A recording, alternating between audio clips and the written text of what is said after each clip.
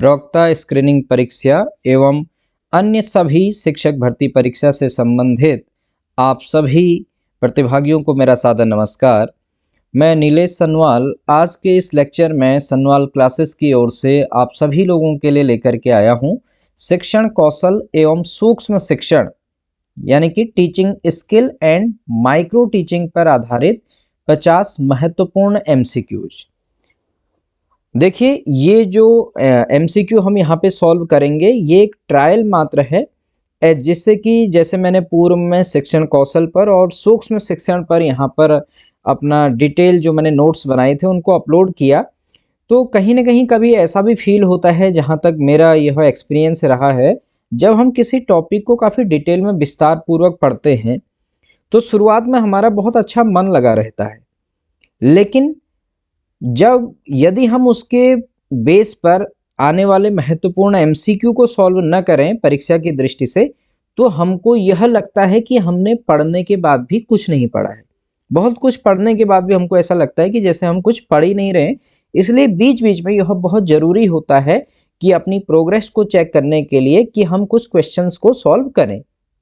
इसलिए मैंने शिक्षण प्रक्रिया एवं संप्रेषण कम्युनिकेशन जो हमारे उसमें है सिलेबस में, शिक्षण दक्षता एवं संप्रेषण पर जो सिलेबस है उसकी वीडियो अपलोड करने से पहले आप लोगों के लिए स्वयं समय निकाल करके 50 एमसीक्यू मैंने स्वयं हाथ से लिखे हैं। यदि मैं टाइप करता तो शायद मुझे ज़्यादा समय इस पे लग जाता, तो मैंने समय निकाल करके इनको लिखे हैं। तो आपसे मेरा विनम्र निवेदन है कि यदि आपने मेरे प्रीवियस लेक्चर देखे हैं या फिर आपकी एक अच्छी तैयारी चल रही है, तो आप इस 50 क्वेश्चन में से एक कॉपी और पेन पकड़ के देखिएगा कि आपके कितने सही हो रहे हैं और आपके कितने मार्क्स आ रहे हैं। आप अपना सेल्फ एनालिसिस कीजिएगा, कोशिश कीजिएगा कि आपके इस सीरीज में मैक्सिमम यानी कि मिनिमम 45 मार्क्स हर किसी के आने चाहिए, क्योंकि तो बहुत टफ क्वेश्चन नहीं है, लेकिन सारे क्वेश्चन परीक्षा उपयोगी हैं। इस प्रकार के और क्वेश्चन हम आपके लिए बाद में भी यहाँ पर लेकर के आते रहेंगे। तो साहब, ज़्यादा समय न लेते हुए आप भी तैयारी कीजिए, वीडियो को पॉज करते रहना आप बीच बीच में और स्वयं से आंसर देने की कोशिश करना, फिर आप आंसर चेक कीजिएगा। तो सबसे पहले हम स्टार्ट कर रहे हैं क्वेश्चन नंबर 1। अधिन्यास या दत्त कार्य असाइनमेंट्स प्रदान करना नाम से प्रसिद्ध शिक्षण कौशल पाठ शिक्षण की कौन सी अवस्था या स्तर से संबंधित है? तो पहला है प्रस्तावना स्तर, दूसरा प्रस्तुतिकरण स्तर, तीसरा नियोजन, चौथा इनमें से कोई नहीं। यानी कि यहाँ पे कहा जा रहा है जो हम असाइनमेंट दत्त कार्य होता है, यह जो शिक्षण कौशल होता है अधिन्यास या दत्त कार्य, यह पाठ शिक्षण के निम्न में से कौन से स्तर पर आएगा? तो साहब, आपने भी इसका आंसर आप वीडियो पॉज करके अपना चेक करिए। तो इसका जो सही आंसर होगा इसमें से हो जाएगा यहाँ पर डी, इनमें से कोई नहीं। क्यों? तो प्रस्तावना स्तर पर आप दत्त कार्य असाइनमेंट नहीं देंगे, प्रस्तुतिकरण पर भी आप क्या कहते हैं असाइनमेंट नहीं देंगे, नियोजन के समय भी आप जब पार्ट लेसन प्लान बना रहे हैं उस समय भी नहीं। जब आप समापन को स्तर पर होते हैं, जब आप पूरा पाठ को पढ़ा देते हैं कक्षा में, उसके बाद से आप उसके बेस पे समापन स्तर पर आप क्या देते हैं दत्त कार्य, तो इसमें हो जाएगा इनमें से कोई नहीं। आइए सर, क्वेश्चन नंबर 2 यहाँ पे आप देख रहे होंगे पुनः निर्देशन। ये क्वेश्चन मैं आपको बता दूं बहुत एग्जाम में बहुत बार पूछा जा चुका है, ध्यान दीजिएगा। पुनः निर्देशन रीडायरेक्शन नामक शिक्षण व्यवहार घटक यानी कंपोनेंट बिहेवियर किस शिक्षण कौशल का अंग है? तो पुनः निर्देशन या रीडायरेक्शन किस में आता है, मैं आपको याद दिला दूं। जब हमने शिक्षण कौशल का जो अपना प्रीवियस वीडियो अपलोड किया है उस पर मैंने आपको वहां पर भी बताया था कि क्वेश्चन बहुत जगह पर पूछा जा रहा है। तो याद कीजिए आप, व्याख्या कौशल में आता है, पुनर्बलन में आता है, दृष्टांत कौशल के अंतर्गत, या खोजपूर्ण प्रश्न कौशल। तो सर इसका सही आंसर है ऑप्शन नंबर डी, खोजपूर्ण प्रश्न कौशल। नंबर 3, बौद्धिक कौशल किस ज्ञान क्षेत्र के द्वारा प्रतिबिंबित होते हैं? बहुत इंपॉर्टेंट क्वेश्चन है भी। संज्ञानात्मक ज्ञान क्षेत्र कॉग्निटिव डोमेन, भावात्मक ज्ञान क्षेत्र अफेक्टिव डोमेन, क्रियात्मक ज्ञान क्षेत्र साइकोमोटर डोमेन, या उपरोक्त में से कोई नहीं। तो जो बौद्धिक कौशल है वो सर आते हैं, इसका सही आंसर है संज्ञानात्मक क्षेत्र यानी कि cognitive domain. Now question number 3 के बाद से हम यहाँ पे चलते हैं, इसी पेज पे हमारे पास है क्वेश्चन नंबर 4।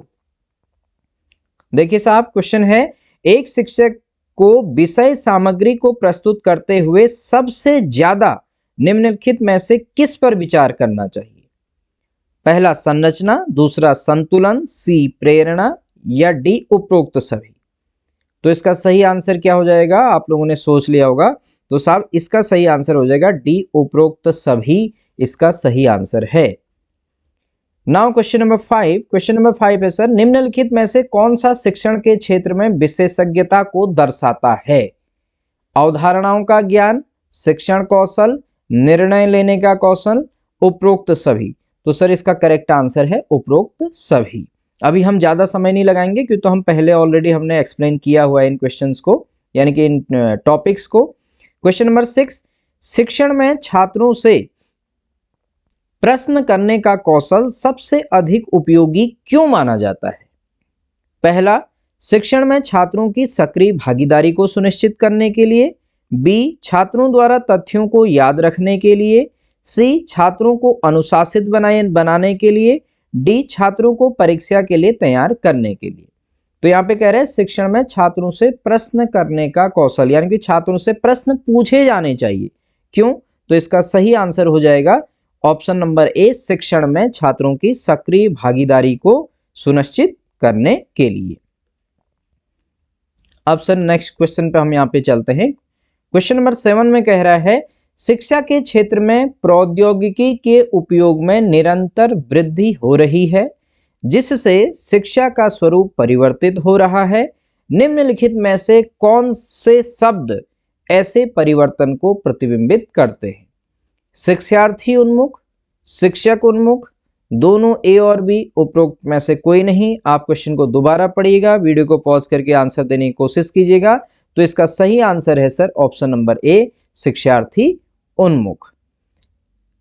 इसके बाद से नेक्स्ट क्वेश्चन, श्यामपट या ब्लैक बोर्ड, अब सफेद पट भी आ सकता है कि तो व्हाइट बोर्ड हो चुके हैं। तो श्यामपट पर लिखते समय सबसे महत्वपूर्ण क्या होता है? ध्यान से देखिएगा ऑप्शन को, आपको सब आंसर जैसे लगेंगे। पूछ रहे हैं श्यामपट पर लिखते समय सबसे महत्वपूर्ण क्या होता है? ऑप्शन नंबर ए, अच्छी लिखावट, ऑप्शन बी, लेखन में स्पष्टता, ऑप्शन सी, बड़े अक्षरों में लिखना, ऑप्शन डी, छोटे अक्षरों में लिखना। तो यहां पर आप सोचिए सबसे महत्वपूर्ण क्या हो सकता है, क्योंकि सब न सब ऐसा तो होना चाहिए हर जगह पर। देखिए आपको लेखन में स्पष्टता भी होने चाहिए, बड़े अक्षर भी होने चाहिए लेकिन बहुत बड़े नहीं होने चाहिए, छोटे अक्षर भी होने चाहिए लेकिन बहुत छोटे नहीं होने चाहिए, अच्छी लिखावट। तो इसका सही आंसर है सर ऑप्शन नंबर ए, अच्छी लिखावट। अच्छी लिखावट में ही आपका उसमें लेखन में स्पष्टता, बड़े अक्षर, छोटे अक्षर, जो अक्षरों का साइज है, लेखन में स्पष्टता है, यह सब अच्छी लिखावट के अंदर ही निहित है। तो इसका सही आंसर है option number A. Now question number 9, निम्नलिखित में से कौन सा विकल्प शिक्षण कौशल से संबंधित है? कौन सा विकल्प शिक्षण कौशल से संबंधित है? नंबर ए, श्यामपट लेखन, नंबर बी, प्रश्नों का समाधान करना, नंबर सी, प्रश्न पूछना, नंबर डी, उपरोक्त सभी।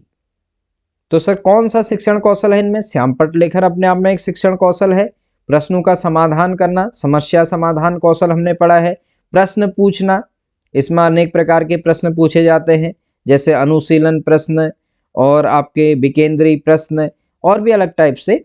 ऐसे ही यहाँ पर, तो यहाँ पर जो इसका सही आंसर हो जाएगा, तीनों ही हैं, तो उपरोक्त सभी इस ऑप्शन का करेक्ट आंसर हो जाएगा। अब देखिएगा sir next question, question number 10, निम्नलिखित में से कौन सा या कौन से ज्ञान क्षेत्र शारीरिक कौशल से संबंधित है?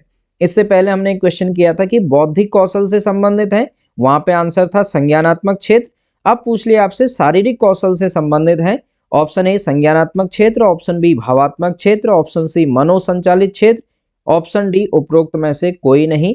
तो साहब इसका जो करेक्ट आंसर हो जाएगा, ये हो जाएगा ऑप्शन नंबर सी, मनोसंचालित क्षेत्र।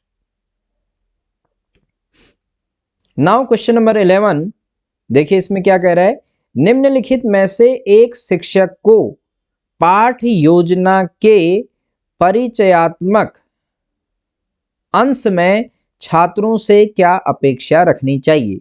निम्नलिखित में से एक शिक्षक को पाठ योजना के परिचयात्मक अंश में छात्रों से क्या अपेक्षा रखनी चाहिए, यानी कि आप पाठ को इंट्रोड्यूस करा रहे हो, तो एक शिक्षक की छात्रों से क्या अपेक्षा होनी चाहिए? तो पहला, अभिहस्तांकित कार्य कि जो असाइनमेंट दिया था उसको छात्रों ने किया है या नहीं किया है। दूसरा, अभिक्षमता विकसित करना यानी कि एप्टीट्यूड डेवलप करना। तीसरा, ध्यान आकर्षित करना। चौथा, कौशल विकसित करना। तो इंट्रोडक्टरी पार्ट चल रहा है आपका, पार्ट मींस परिचयात्मक अंश। तो आप इसका कौन सा ऑप्शन सही करेंगे? तो यहां पर सर इसका जो करेक्ट आंसर हो जाएगा इस क्वेश्चन का, ये हो जाएगा, देखिए आप सबसे पहले क्लास में जाएंगे तो आप क्या करना चाहेंगे? छात्रों का अपनी ओर ध्यान आकर्षित करना चाहेंगे। तो इसका आंसर हो जाएगा ऑप्शन नंबर सी, जो है इसका करेक्ट आंसर यहां पर हो जाएगा। अब इसके बाद से देखिए क्वेश्चन नंबर 12, क्वेश्चन नंबर 12 को हम यहां पे सॉल्व करते हैं। देखिए ध्यान से क्वेश्चन पढ़िएगा। प्रौद्योगिकी के विकास को ध्यान में रखते हुए भविष्य में एक शिक्षक की क्या भूमिका होनी चाहिए? प्रौद्योगिकी मीन्स टेक्नोलॉजी जैसे लगातार डेवलप हो रहा है, तो इसके विकास को ध्यान में रखते हुए भविष्य में एक शिक्षक की क्या भूमिका होनी चाहिए कह रहे हैं। पहला ऑप्शन, जानकारी प्रदान करना। दूसरा, नई पाठ्य पुस्तकों को विकसित करना। तीसरा, छात्रों का मार्गदर्शन करना। चौथा, शिक्षण में इंटरनेट का प्रयोग करना। तो ध्यान से सोचिए बेस्ट ऑप्शन इसका क्या हो सकता है? तो साहब इसका करेक्ट आंसर हो जाएगा ऑप्शन नंबर सी, छात्रों का मार्गदर्शन करना। बहुत से कैंडिडेट या एस्पिरेंट्स के माइंड में ये भी आ सकता है शिक्षण में इंटरनेट का प्रयोग करना। नहीं, यह बिल्कुल नहीं होगा। शिक्षक तो अपने शिक्षण में देखिए इंटरनेट का प्रयोग कर लेगा, आप टीचर हैं, आप इंटरनेट का प्रयोग कर लेंगे, लेकिन आप शिक्षण में इंटरनेट का प्रयोग कर रहे हैं, लेकिन उससे छात्रों को क्या फायदा हुआ? कि आपको क्या करना पड़ेगा? छात्रों का हमेशा मार्गदर्शन करना पड़ेगा कि छात्रों को आप टेक्नोलॉजी को छात्र कैसे अपनाएं, छात्र कैसे उस प्रौद्योगिकी को सीखें, कैसे उस टेक्नोलॉजी को छात्र हैंडल कर पाए। ठीक है, तो इसलिए आप छात्रों का हमेशा मार्गदर्शन करना, शिक्षक की महत्वपूर्ण भूमिका ही होती है कि छात्र का मार्गदर्शन करना। कहा भी जाता है साहब, learning is the desirable permanent change in the behaviour of the student. किसी बालक के व्यवहार में वांछित परिवर्तन ही सीखना है, परमानेंट वांछित परिवर्तन, लॉन्ग लास्टिंग। यानी कि अगर हम कोई बच्चा मान लीजिए गलत राह पे जा रहा है, वह पढ़ता नहीं है, उसका पढ़ने में मन नहीं लगता है, तो हम उसको गलत राह से अच्छी राह पर ले आए, हम उसके व्यवहार में परिवर्तन कर दें, हम छात्र को पढ़ने वाला बना दें, तो वही मेन लर्निंग है, छात्र के व्यवहार में वांछित परिवर्तन। तो शिक्षक क्या होता है? हमेशा एक मार्गदर्शक की तरह काम करता है। चाहे टेक्नोलॉजी कितना ही डेवलप हो जाए, तो शिक्षक हमेशा क्या रहेगा? छात्रों का मार्गदर्शन करना ही शिक्षक की अहम भूमिका होगी। बेशक वो भूमिका क्या होगी कि टेक्नोलॉजी से रिलेटेड वो मार्गदर्शन वहां पर विद्यार्थियों को देंगे। तो इसका हमने थोड़ा सा एक्सप्लेनेशन भी आपको दे दिया। Next question sir, question number 13, कक्षा अनुशासन का उद्देश्य निम्नलिखित में से क्या होना चाहिए? सामाजिक समनुरूपता यानी कि समाज के अनुसार कहने का मतलब, स्वनिर्देशन। तीसरा, वैयक्तिक एवं सामाजिक समायोजन। स्वीकार्य कक्षा व्यवहार। देखिए फिर से आप वीडियो को पॉज करके आंसर देने की कोशिश कीजिएगा, बहुत इंपॉर्टेंट क्वेश्चन है, बहुत जगह पूछा गया है और ये काफी ऑथेंटिक बुक से ये क्वेश्चन लिए गए हैं मेरे द्वारा, और एक ही बुक से नहीं, अलग अलग बुक से। ठीक है, तो कक्षा अनुशासन का उद्देश्य निम्नलिखित में से क्या होना चाहिए? सामाजिक समनुरूपता, स्वनिर्देशन, वैयक्तिक एवं सामाजिक समायोजन, स्वीकार्य कक्षा व्यवहार। तो यह कौन से स्किल से संबंधित है? यह है क्लास मैनेजमेंट स्किल, कक्षा प्रबंधन कौशल जो हमने पढ़ा था, और जो हमारे क्लास डिसिप्लिन एक टॉपिक है अलग से, उसमें से भी आता है। तो इसका जो कक्षा अनुशासन का उद्देश्य निम्नलिखित में से होना चाहिए, इसका देखिए सामाजिक समानुरूपता के अनुसार कक्षा में व्यवहार हो, ऐसा हम कह नहीं सकते। स्वनिर्देशन छात्र अपने निर्देशन में करें, ऐसा भी नहीं हो सकता है कि छात्र के क्या कर ले हो। ठीक है, वैयक्तिक एवं सामाजिक समायोजन, ऐसा भी नहीं हो सकता है। स्वीकार्य कक्षा व्यवहार, तो कक्षा अनुशासन का मतलब हुआ कि हम छात्रों से कक्षा में कैसा व्यवहार उनका स्वीकार करते हैं। तो कक्षा अनुशासन का उद्देश्य है कि स्वीकार्य कक्षा व्यवहार। ठीक है, तो इसका सही आंसर हो जाएगा। अब है सर छात्रों को स्वत्वार्पण, यानी उनको ही अर्पण, यानी कि स्वयं से के रूप में गृह कार्य होम असाइनमेंट देने का मुख्य लाभ क्या होता है? स्वत्वार्पण का मतलब आप ये समझिए, हमने छात्रों को ऐसा सपोज एक ये बोल दिया, कोई एक यूनिट है, कोई पार्ट है, हमने छात्रों से कह दिया आप इसको स्टडी करेंगे और स्वयं से किसी पार्ट को पढ़ेंगे और उस पर नोट्स बनाएंगे और उस पर प्रश्न उत्तर हल करेंगे सपोज। तो इससे क्या लाभ होगा? अगर आप कोई शिक्षक ऐसा कह रहा है कि वो स्वयं से पढ़ेंगे किसी पार्ट को या किसी टॉपिक को भी हो सकता है, पार्ट तो बहुत बड़ी बात हो गई, तो यहाँ पर इसका उन्हें अध्ययन में व्यस्त रखना, उन्हें मोबाइल का प्रयोग करने से रोकना, गृह कार्य पूर्ण करने की आदत विकसित करना, स्व अध्ययन का स्वभाव विकसित करना। तो देखिए मैं आपको एक बात आप लोगों से शेयर करूं, जब मैं इस क्वेश्चन को लिख रहा था आप लोगों के लिए तो मैंने देखा कि इसमें दूसरे ऑप्शन को देख के मैं भी वास्तव में थोड़ा देर सोच में पड़ा कि उन्हें मोबाइल का प्रयोग करने से रोकना, जैसे एक ऑप्शन दिया ना, इसका मतलब जो राइटर हैं, जो ऑथर हैं, जो अब किताबों को लिख रहे हैं, पहले से क्या आता था इस ऑप्शन के ऊपर कि छात्रों को टेलीविजन देखने से रोकना। हम लोगों के ज़माने में टेलीविजन देखने से रोकना कहा जाता था। आज क्या है कि छात्रों को मोबाइल का प्रयोग करने से रोकना, यानी कि छात्र मोबाइल का इतना प्रयोग करने लगे हैं जिससे वो पढ़ाई में पूरा ध्यान केंद्रित नहीं कर पाते। फिलहाल सर क्वेश्चन पे आते हैं। क्वेश्चन में कह रहा है कि छात्रों को अगर आप स्वत्वार्पण के रूप में गृह कार्य देते हैं तो उससे लाभ क्या होता है? उन्हें अध्ययन में व्यस्त रखना? नहीं, ऐसा तो नहीं होगा। उन्हें मोबाइल प्रयोग करने से रोकना? नहीं। कितना रोक लेंगे हम? गृह कार्य पूर्ण करने की आदत विकसित करना या स्व अध्ययन का स्वभाव विकसित करना? तो हमेशा एक टीचर जो गृह कार्य देता है, गृह कार्य में मेन यही होता है कि सेल्फ स्टडी की भावना को हमें हमेशा छात्रों में विकसित करना। नेक्स्ट सर क्वेश्चन नंबर 15 है, सूक्ष्म शिक्षण का विकास किया फ्लैंडर्स ने, स्किनर ने, एलन ने या ब्लूम ने? तो आपको पता ही है DW यानी कि ड्वाइट W को सूक्ष्म शिक्षण का जनक कहा जाता है। फिर नेक्स्ट क्वेश्चन नंबर 16, निम्नलिखित में से किस विश्वविद्यालय ने सूक्ष्म शिक्षण की अवधारणा को प्रतिपादित किया था? Stanford university, Oxford university, Cambridge university या दिल्ली यूनिवर्सिटी? तो ये भी आप सभी लोगों को पता है, हमने इस पे काफ़ी डिटेल में सूक्ष्म शिक्षण जब पढ़ाया था वहाँ पे भी डिस्कस किया और आप लोगों को पहले से भी पता होगा। स्टैनफोर्ड विश्वविद्यालय ने सर्वप्रथम क्या किया था? सूक्ष्म शिक्षण यानी कि माइक्रो टीचिंग की अवधारणा को विकसित किया था, इसका कंसेप्ट दिया था। नेक्स्ट सर क्वेश्चन नंबर 17 पे आते हैं, सूक्ष्म शिक्षण का उद्देश्य है, माइक्रो टीचिंग का जो एम है या ऑब्जेक्टिव है, पहला शिक्षकों में शिक्षण कौशल का विकास करना, छात्रों में शिक्षण कौशल का विकास करना, छात्रों की कमजोरी का पता लगाना या छात्रों को कक्षा में अनुशासित बनाए रखना। तो यही क्वेश्चन 2021 के लेक्चरर स्क्रीनिंग में आया था। थोड़ा ऑप्शन अलग थे लेकिन जो करेक्ट ऑप्शन था वहां भी था। इसका जो करेक्ट ऑप्शन होगा, ध्यान दीजिए, शिक्षकों में शिक्षण कौशल का विकास करना। ठीक है, जो छात्राध्यापक होते हैं या जो शिक्षक भी होते हैं, यहाँ पर शिक्षक लिखा हुआ है, शिक्षक का मतलब छात्राध्यापकों से, या फिर जो सेवारत शिक्षक या सेवा पूर्व या सेवारत शिक्षक उनमें भी होता है। ठीक है, फिर नेक्स्ट क्वेश्चन नंबर 18, सूक्ष्म शिक्षण का अर्थ होता है लघु कक्षा, लघु शिक्षण कालांश, लघु पाठ्य वस्तु, उपरोक्त सभी। तो ये उपरोक्त सभी होता है सूक्ष्म शिक्षण, एक छोटे कक्षा में छोटे समय के लिए किया गया शिक्षण होता है। नाउ सर क्वेश्चन नंबर 19, सूक्ष्म शिक्षण का उपयोग किया जाता है माध्यमिक कक्षाओं में, प्राथमिक कक्षाओं में, शिक्षक प्रशिक्षण संस्थाओं में, महाविद्यालय कक्षाओं में। तो माइक्रो टीचिंग जैसे बीएड वगैरह में होता है, बीएड इंस्टीट्यूट्स में। तो इसका जो आंसर हो जाएगा ऑप्शन नंबर सी। निम्नलिखित में से किस स्थिति में सूक्ष्म शिक्षण सबसे अधिक प्रभावी होता है? पहला शिक्षण अभ्यास की तैयारी के दौरान। देखिए ये क्वेश्चन मैं आपको बता दूं, जो नेट होता है, यूजीसी नेट एजुकेशन सब्जेक्ट से, वहां पे आया हुआ क्वेश्चन है। यूजीसी नेट एजुकेशन में पूछा गया क्वेश्चन है, निम्नलिखित में से किस स्थिति में, जिस बुक से मैंने लिया उसमें लिखा था यूजीसी नेट, कोई ईयर भी वहां पे लिखा हुआ था। तो निम्नलिखित में से किस स्थिति में सूक्ष्म शिक्षण सबसे अधिक प्रभावी होता है?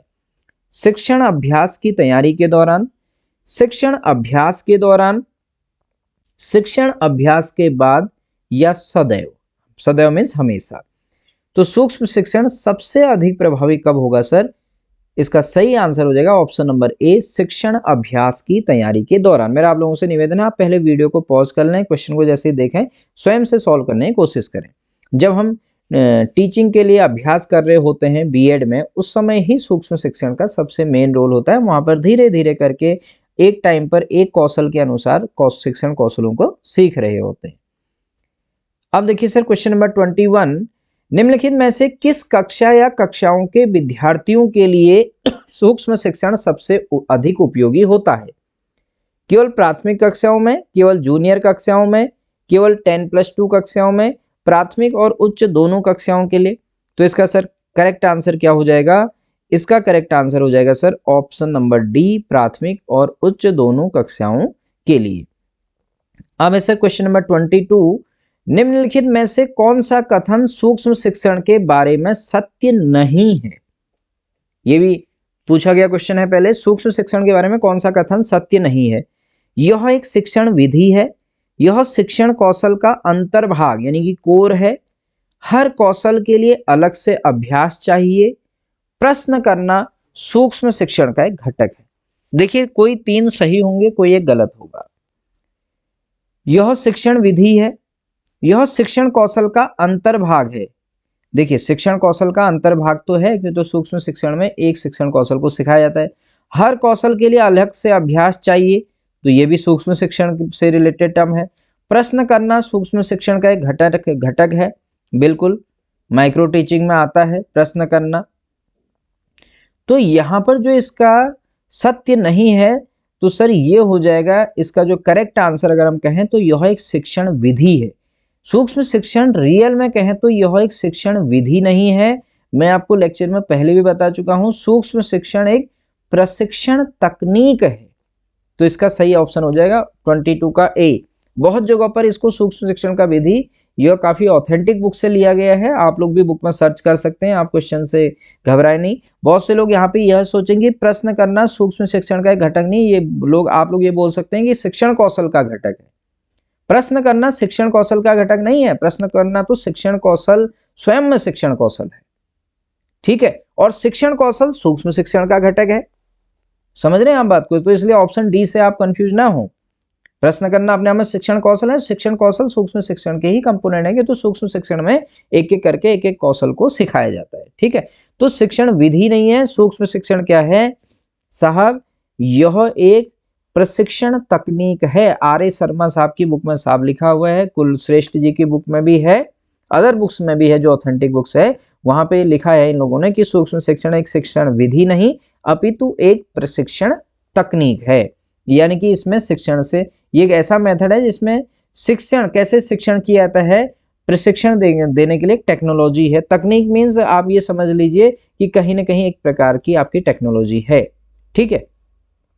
अब देखिए आप नेक्स्ट क्वेश्चन नंबर 23, भारत में सूक्ष्म शिक्षण शब्द का प्रयोग सर्वप्रथम किसके द्वारा किया गया? D.W. एलन, वी.के. पासी, डॉक्टर एस.पी. कुलश्रेष्ठ, दीनदयाल तिवारी। तो आप सभी लोग जानते हैं, हमने आपको प्रीवियस लेक्चर में हमने भी बताया था, आपको पहले से भी जानकारी होगी इसकी कि दीनदयाल तिवारी सॉरी D.D. तिवारी जी को भारतीय सूक्ष्म शिक्षण का जनक भी कहा जाता है। फिर next question number 24 sir, Bharat में सन 1978 में सर्वप्रथम सूक्ष्म शिक्षण पर राष्ट्रीय प्रायोजना का निर्माण किस विश्वविद्यालय में किया गया? तो सूक्ष्म शिक्षण पर जो राष्ट्रीय प्रायोजना थी, इसका जो करेक्ट आंसर हो जाएगा, आप देखिए वीडियो को पॉज करके सही आंसर टिक करने की कोशिश कीजिए। तो सर इसका करेक्ट आंसर हो जाएगा ऑप्शन नंबर सी, इंदौर विश्वविद्यालय। हमने अपने नोट्स में यह चीज मेंशन की हुई थी जब हमने इस पर अपना लेक्चर पहले भी अपलोड किया है। अब सर क्वेश्चन नंबर 25 पे चलते हैं। क्वेश्चन नंबर 25 क्या देखिए, सन 1979 यानी कि 1979 में कुलश्रेष्ठ, मिश्रा तथा गोस्वामी द्वारा तैयार एवं एनसीईआरटी के सहयोग से प्रकाशित होने वाला परिसूक्ष्म शिक्षण पर आधारित प्रथम भारतीय मोनोग्राफ था। तो परिसूक्ष्म शिक्षण पर प्रथम भारतीय मोनोग्राफ क्या था सर? पहला है mini teaching a new experiment in child education, option B mini teaching a new experiment in teacher education, option C micro teaching a new experiment in teacher education, option D micro teaching a new experiment in child education. तो परिसूक्ष्म शिक्षण को मैंने आपको बताया था, इसको mini teaching कहा गया था। तो इस पर जो प्रथम भारतीय मोनोग्राफ 1979 में एनसीईआरटी के सहयोग से प्रकाशित हुआ। तो यह था सर ऑप्शन नंबर बी इसका करेक्ट आंसर हो जाएगा, mini teaching a new experiment in teacher education. इसके बाद से चलते हैं सर हम क्वेश्चन नंबर 26 में। क्वेश्चन नंबर 26 यहाँ पे कह रहा है सूक्ष्म शिक्षण सरलीकृत शिक्षण प्रक्रिया है जो छोटे आकार की कक्षा में कम समय में पूर्ण होती है। यह कथन निम्न में से किसका है? तो Robert N Bush, D.W. Allen, V.K. Passi, L.C. Singh. तो इसका करेक्ट आंसर हो जाएगा साहब option number B, D.W. Elon, जो सूक्ष्म शिक्षण के जनक हैं। इन्होंने ही यह परिभाषा सूक्ष्म शिक्षण की दी थी। नेक्स्ट क्वेश्चन, सूक्ष्म शिक्षण एक प्रशिक्षण विधि है जिसमें छात्राध्यापक किसी एक शिक्षण कौशल का प्रयोग करते हुए थोड़ी अवधि के लिए छोटे छात्र समूह को कोई एक संप्रत्यय पढ़ाता है। यह कथन किसका है? V.K. Passi, L.C. Singh, Allen एवं यू, रॉबर्ट एन बुश। तो सब ये भी हमने अपने नोट्स में सारे, इनके अलावा और भी बहुत सारी परिभाषाएं लिखी, यहाँ तो कुछ सेलेक्टेड क्वेश्चन लिखे हैं। तो यहाँ पे इसका करेक्ट आंसर हो जाएगा option number A, V.K. Pasi. अब इसके बाद से चलते हैं सर हम नेक्स्ट क्वेश्चन पे। क्वेश्चन नंबर 28 देखिए यहाँ पे क्या कह रहा है, 28, 29 दोनों को सॉल्व करते हैं। 28 में है सर एलन तथा रायन ने कुल कितने शिक्षण कौशल दिए? तो 13 है, 14 है, 15 या 20। तो एलन और रायन ने, आपको यहाँ पे ध्यान होना चाहिए, 14 शिक्षण कौशल दिए थे। ऐसी एलन, क्वेश्चन नंबर 29, एलन तथा रायन ने सूक्ष्म शिक्षण के कितने मूलभूत सिद्धांत दिए? तो एलन और रायन ने सर, यहाँ पर इसका करेक्ट आंसर कौन सा हो जाएगा? ऑप्शन नंबर सी, एलन और रायन ने सूक्ष्म शिक्षण के आपके 5 सिद्धांत दिए थे। अब देखिए सर क्वेश्चन नंबर 30 यहां पे हमसे कह रहा है डॉक्टर जंगीरा ने सन 1979 में कुल कितने शिक्षण कौशलों का प्रतिपादन किया? 14, 15, 20 या 21। तो ध्यान दीजिएगा सर, इसका जो करेक्ट आंसर हो जाएगा, डॉक्टर जंगीरा ने, इन्होंने कुल 20 शिक्षण कौशल हमको दिए थे। ऐसे नेक्स्ट क्वेश्चन, स्टैनफोर्ड विश्वविद्यालय ने शिक्षण से संबंधित कुल कितने कौशल दिए? तो साहब स्टैनफोर्ड विश्वविद्यालय ने शिक्षण से संबंधित कुल कितने शिक्षण कौशल दिए थे? 13, 14, 15 या 21। तो स्टैनफोर्ड यूनिवर्सिटी ने शिक्षण के 14 कौशल दिए थे। आपको सारे क्वेश्चन ध्यान में रखने हैं। Question number 32, doctor Kulshreshtha, doctor Mishra तथा डॉक्टर ममगाई ने सन 1983 में कुल कितने शिक्षण कौशल दिए? तो 13, 14, 15 या फिर 17। तो इसका जो करेक्ट आंसर हो जाएगा सर, ये हो जाएगा ऑप्शन नंबर सी, इन्होंने दिए थे 15 शिक्षण कौशल। इसके बाद से सर भारतवर्ष में, क्वेश्चन नंबर 33, भारतवर्ष में centre for advance study in education तथा MS विश्वविद्यालय बड़ौदा द्वारा कुल कितने शिक्षण कौशलों का प्रतिपादन किया गया? Option A 15, option B 16, option C 18 और ऑप्शन डी 21। तो सर इसका करेक्ट आंसर हो जाएगा ऑप्शन नंबर डी, 21 शिक्षण कौशल दिए गए थे। क्वेश्चन नंबर 34 है सर कैलिफोर्निया विश्वविद्यालय द्वारा कुल कितने शिक्षण कौशल प्रतिपादित किए गए? तो जो कैलिफोर्निया यूनिवर्सिटी है उसके द्वारा ऑप्शन ए 13 है, ऑप्शन बी 14 है, ऑप्शन सी 18 है, ऑप्शन डी 20। तो सर इसका करेक्ट आंसर बताने की कोशिश कीजिएगा। इसका करेक्ट आंसर है सर ऑप्शन नंबर सी, 18 शिक्षण कौशल दिए गए थे। ये सब हमने अपने नोट से ये क्वेश्चन आपको वहां पर भी मेंशन किए थे, और ये ऐसे बुक में भी जहां जहां हम देख रहे हैं तो क्वेश्चन पहले भी पूछे गए हैं। अब ऐसे क्वेश्चन नंबर 35, शिक्षण कौशल छात्रों के सीखने के लिए सुगमता प्रदान करने के विचार से संपन्न की गई संबंधित शिक्षण क्रियाओं या व्यवहारों का समूह है। यह कथन निम्न में से किसका है? तो सर जरा सोचिए, हमने अपने नोट्स में इसको मेंशन करा था, तो अगर आपने उनको ध्यान से स्टडी किया होगा तो इसका करेक्ट आंसर है sir option number C, V.K. Passi. तो ये जो डेफिनेशन थी ये किसकी थी सर? ये थी V.K. पासी महोदय की। ठीक है, तो इसमें आपको यहाँ पे कोई भी डाउट नहीं होना चाहिए। अब चलते हैं हम नेक्स्ट क्वेश्चन नंबर 36। देखिए सर क्वेश्चन नंबर 36 क्या है? शिक्षण कौशल का उद्देश्य ज्ञान की संरचना को सरल बनाना है ताकि सभी छात्र आसानी से सीख सकें। यह कथन किसका है? अब ये किसने कहा कि देखिए ऐसे क्वेश्चन पूछे गए हैं पहले भी कि शिक्षण कौशल का उद्देश्य ज्ञान की संरचना को सरल बनाना है ताकि सभी छात्र आसानी से सीख सकें। यह कथन किसका है? स्किनर, ब्राउन और एटकिंसन, मैकेंटियर तथा व्हाइट, या ऑप्शन डी एलन एवं रायन। तो सर इसका जो करेक्ट आंसर हो जाएगा यह है ब्राउन और एटकिंसन। क्वेश्चन नंबर 37, किसने कहा कि शिक्षण कौशल वह है जो छात्रों में आत्मविश्वास और आत्मनिर्भरता का विकास करे? तो sir Rabindranath Tagore, B option Aurobindo, option C Swami Vivekananda, option D Mahatma Gandhi. तो सर इसका जो करेक्ट आंसर हो जाएगा वो हो जाएगा यहाँ पर ऑप्शन नंबर सी स्वामी विवेकानंद। अब चलते हैं सर हम इसके बाद से नेक्स्ट क्वेश्चन पर, देखिएगा। देखिए सर क्वेश्चन नंबर 38, निम्न में से शिक्षण कौशल नहीं है कह रहा है आपसे। पहला है अनुशीलन प्रश्न, दूसरा है विकेंद्रीय प्रश्न यानी कि डाइवर्जेंट क्वेश्चंस। पहला अनुशीलन प्रश्न प्रॉबिंग क्वेश्चंस था, ऑप्शन सी उच्च स्तरीय प्रश्न, और ऑप्शन डी बहुविकल्पी प्रश्न। तो सर इसका जो करेक्ट आंसर हो जाएगा, देखिए अनुशीलन प्रश्न भी अपने आप में शिक्षण कौशल होता है, विकेंद्रीय प्रश्न भी अपने आप में शिक्षण कौशल होते हैं, उच्च स्तरीय प्रश्न हायर ऑर्डर क्वेश्चन भी, बहुविकल्पी प्रश्न मल्टीपल चॉइस क्वेश्चन कोई शिक्षण कौशल नहीं होता है। तो शिक्षण कौशल नहीं है हमसे पूछा था, तो इसका करेक्ट आंसर हो जाएगा सर बहुविकल्पी प्रश्न।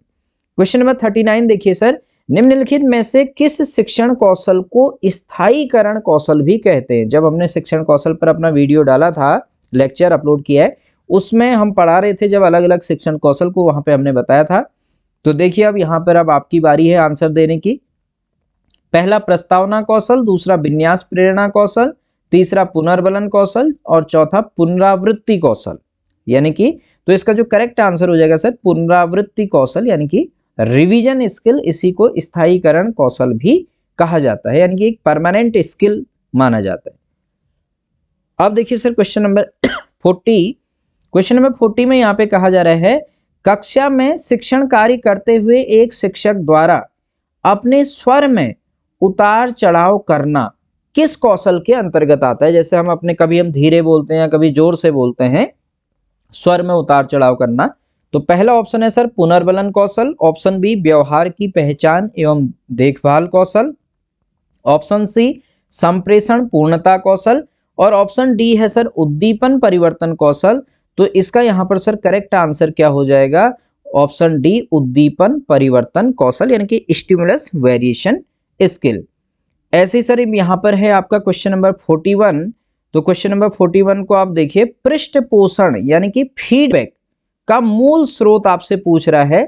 मनोवैज्ञानिक स्रोत है फीडबैक का, या इंजीनियरिंग, या शिक्षा, या प्रशिक्षण? तो सर इसका जो करेक्ट आंसर हो जाएगा वो हो जाएगा इंजीनियरिंग यानी कि पृष्ठ पोषण कौशल। अब देखिए सर क्वेश्चन नंबर यहाँ पर 42। तो आप देखेंगे क्वेश्चन नंबर 42 में यहाँ पे क्या पूछा जा रहा है, पृष्ठ पोषण की अवधारणा है। पहला व्यवहार में परिवर्तन, दूसरा मनुष्य मशीन के समान, तीसरा कौशल में स्वामित्व और चौथा उपरोक्त सभी। सर तो पृष्ठ पोषण की अवधारणा क्या है? व्यवहार में परिवर्तन भी है, मनुष्य मशीन के समान ये भी है, यानी जैसे मशीन में फीडबैक होता है, कोई कंप्यूटर मशीन अपने आप को फीडबैक देती है, ऐसे ही कौशल में स्वामित्व। तो इसका जो करेक्ट आंसर है सर ये है ऑप्शन नंबर डी उपरोक्त सभी। फिर है सूक्ष्म शिक्षण की मुख्य अवस्था है। पहला ज्ञान प्राप्ति, दूसरा कौशल का अधिग्रहण, तीसरा अंतरण और चौथा उपरोक्त सभी। तो साहब इसका करेक्ट आंसर क्या हो जाएगा? सूक्ष्म शिक्षण की मुख्य अवधारणा में उपरोक्त सभी। फिर ऐसा क्वेश्चन नंबर 44, सूक्ष्म शिक्षण को प्रयुक्त करते हैं। तो पहला प्रशिक्षण प्रविधि को या प्रशिक्षण प्रविधि के लिए कहें, दूसरा पृष्ठ पोषण प्रविधि के लिए, तीसरा उपरोक्त दोनों, चौथा इनमें से कोई नहीं। तो साहब इसका करेक्ट आंसर हो जाएगा सूक्ष्म शिक्षण को प्रयुक्त करते हैं उपरोक्त दोनों केसेस में। अब देखिए साहब क्वेश्चन नंबर 45। तो क्वेश्चन नंबर 45 क्या है? शिक्षण कौशल से सहज होती है आंतरिक क्रिया, दूसरा अंतरह क्रिया, सी बाह्य क्रिया, डी बर्ही क्रिया। तो शिक्षण कौशल से क्या सहज होगा साहब? इससे छात्र या कक्षा कक्ष की अंतः क्रिया कहें या शिक्षक छात्र अंतः क्रिया कहें, तो अंतः क्रिया ही इससे क्या होगी, सहज होती है शिक्षण कौशलों के माध्यम से। क्वेश्चन नंबर 46 देखिए साहब, भारतवर्ष में सूक्ष्म शिक्षण के क्षेत्र में पहला प्रकाशन बीके पासी तथा शाह द्वारा कब किया गया? तो ये हमने अपने नोट्स जब बनाए थे वहां पे आपको एक्सप्लेन किया था, तो इसका करेक्ट आंसर है साहब 1974 में। नाउ क्वेश्चन नंबर 47, सूक्ष्म शिक्षण के भारतीय प्रतिमान में सूक्ष्म शिक्षण चक्र हेतु कुल कितना समय निर्धारित है? मैंने आपको यहाँ पर तो एक ही क्वेश्चन उठाया, अभी बहुत सारे क्वेश्चन बनेंगे। जैसे स्टैनफोर्ड यूनिवर्सिटी का कितना था, 45 मिनट था, ऐसे ही अलग अलग कहीं पे 60 मिनट था, वो सब हमने आपको वहाँ पे लिखाया हुआ था। ठीक है, तो वो क्वेश्चन बनेंगे, आप नोट्स से देखिएगा उनको, जिनने वो मेरा प्रीवियस लेक्चर नहीं देखा है सूक्ष्म शिक्षण या शिक्षण कौशल पर, उनको प्लीज आप जरूर देख लें। तो सूक्ष्म शिक्षण के भारतीय प्रतिमान में सूक्ष्म शिक्षण चक्र हेतु कुल कितना समय निर्धारित है? तो सर यहाँ पर भारतीय प्रतिमान में 35 मिनट, 36 मिनट, 38 या 40, तो सर भारतीय में है 36 मिनट। ठीक है, ध्यान दीजिएगा। इसके बाद से क्वेश्चन नंबर 48, सूक्ष्म शिक्षण के भारतीय प्रतिमान में सूक्ष्म शिक्षण चक्र के अंतर्गत पुनः पाठ योजना जो री-लेसन प्लान है के लिए कितना समय निर्धारित है? तो री-लेसन प्लान के लिए 10 मिनट, 12 मिनट, 14 मिनट या 15 मिनट। तो भारतीय जो सूक्ष्म शिक्षण प्रतिमान है उसमें री-लेसन प्लान के लिए क्या है सर, 12 मिनट है। क्वेश्चन नंबर 49 देखिएगा सर, भारत में सूक्ष्म शिक्षण के अंतर्गत छात्रों की संख्या कितनी होती है? 5 से कम, 5 से 10, 10 से 15 या 15 से 20? भारत में कहने का मतलब भारतीय सूक्ष्म शिक्षण प्रतिमान है, तो जो आइडियल यहाँ पे होता है 5 से 10, वहां पर वास्तविक छात्र हो या छात्राध्यापक हो, सहपाठी। क्वेश्चन नंबर 50 सर, आज का अंतिम प्रश्न, विन्यास प्रेरणा कौशल का अर्थ है? पहला पाठ, विन्यास प्रेरणा मीन्स सेट इंडक्शन स्किल जिसको हम बोलते हैं, विन्यास प्रेरणा कौशल। पहला ऑप्शन है सर पाठ का संक्षिप्त परिचय, दूसरा ऑप्शन है सर भूमिका, तीसरा ऑप्शन है सर उपरोक्त दोनों, चौथा ऑप्शन है सर इनमें से कोई नहीं। तो साहब इसका करेक्ट आंसर हो जाएगा ऑप्शन नंबर सी, उपरोक्त दोनों। तो सर जो शिक्षण कौशल एवं सूक्ष्म शिक्षण है उसमें से किस प्रकार के प्रश्न परीक्षा में पूछे जा सकते हैं या पूछे जाते रहे हैं, उन पर मैंने आज एक एमसीक्यू सेशन बनाने का कोशिश की। धीरे धीरे हम अलग अलग टॉपिक पर और भी एमसीक्यू बनाएंगे। मैं प्लेलिस्ट पर एमसीक्यू का एक अलग से बना दूंगा, प्रवक्ता स्क्रीनिंग परीक्षा एमसीक्यू, उसमें हम आगे भी एमसीक्यू अपलोड करते रहेंगे। यदि आपको ये एमसीक्यू पसंद आए तो आप मुझे कमेंट बॉक्स में ज़रूर बताइएगा, ताकि मैं आप लोगों के लिए टॉपिक पर ऐसी एमसीक्यू और बनाते रहूं और लेकर के आऊं जो इम्पोर्टेंट हो, परीक्षा उपयोगी हो। और आपका कितना स्कोर आया यह आप चाहें तो कमेंट बॉक्स में बता सकते हैं, जिससे हमें भी आइडिया आएगा कि आपकी एक कैसी तैयारी चल रही है। यदि आप 50 में से 45 तक गेन कर रहे हैं तो आपकी तैयारी अच्छी है और आप और अच्छी तैयारी करें। नहीं तो अगर जिसने 45 अबव जो है तो इसका मतलब आपकी तैयारी सही चल रही है। अगर आप 45 से बिलो है तो आपको काफ़ी मेहनत करने की ज़रूरत है। ठीक है, तो आज के इस लेक्चर में साहब इतना ही। तो पूरी वीडियो को अंत तक देखने के लिए आप सभी लोगों का बहुत बहुत आभार एवं धन्यवाद। मिलते हैं सर नेक्स्ट लेक्चर में, तो तब तक बने रहिए, कंटिन्यूस पढ़ाई करते रहिए, मेहनत कीजिएगा, आपका सिलेक्शन श्योर होगा। तो आज के लिए इतना ही, बहुत बहुत धन्यवाद।